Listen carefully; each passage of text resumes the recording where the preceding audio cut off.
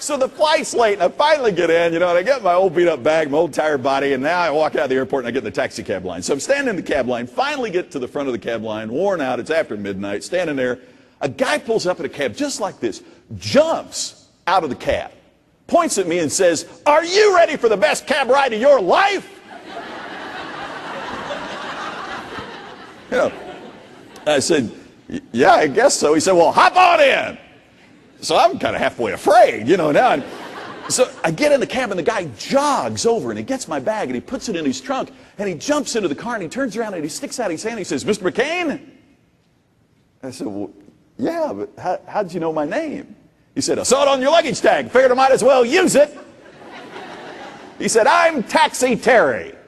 I thought, oh, great, a motivational cab driver, I shake his hand. "Hi, Terry." So we take off. He says, "So where are you going tonight, Mr. McKain?" I said, "Well, heading to the Marriott downtown." He said, "Fantastic, sir. Let's check out the weather." He reaches over. Now, all of a sudden, I realize he's got this pocket PC mounted in a very elaborate bracket in his dash. And he hits a button, and the screen pops up, and he's got a magnifying thing over it, so very clearly I can read from the back seat what's on the screen. He's live, real time on the internet. Weather.com pops up. You can see the seconds ticking away. It is the up to the second weather forecast for the next 3 days for Jacksonville. He says, "Oh, Mr. McKain, I hope you are a golfer. You're going to have fantastic weather here in Jacksonville." He says, "Sir, first of all, tell me, why are you here?" Well, I told him a little bit about the companies like I told you, and then I told him about here to give a speech on customer relationships. "Customer relationships? I am so into that," he says. "Do you mind if I record our conversation?" Who are you really? Have you seen Taxi Cab Confessions on HBO? I think, by the next show.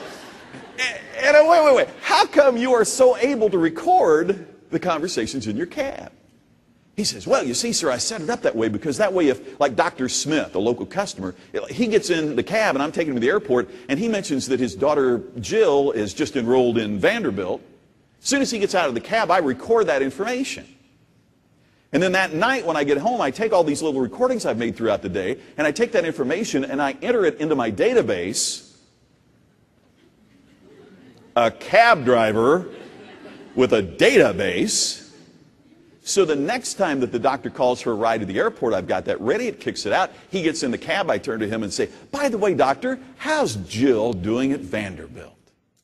We have this great conversation. We pull up in front of the Marriott, and once again he throws me a curve. He jumps out of his cab. He runs to the back. He opens up the trunk. He takes out my luggage and holds it like it was kin. Hands it to the bellman.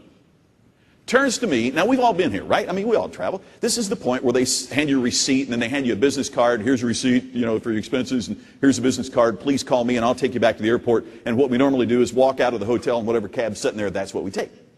He turns to me, nothing in his hand. He says, "Mr. McKain, I realize you're probably going to need a receipt for your expenses, and you may want to make a reservation to get a ride back to the airport. You can do both of those. Print out your receipt and make your reservation by going to my website, taxiterry.com. A cab driver with his own website, and take care of that." He said, "Oh, one more thing, Mr. McKain." He said, "You travel a lot, you talk to a lot of people, you're probably in a lot of cabs." He said, "I'm franchising this. I'm franchising everything from the pocket PC in the cab to the 'Are you ready for the best cab ride of your life?' to all of this. So if you ever run into a cab driver that needs help with customer service," I'm thinking that would be all of them. So now here is my fundamental question. If I can get that kind of service on a cab ride in Jacksonville, Florida, why shouldn't the customers of my businesses expect it? Why shouldn't the people that walk in the door of Express expect it?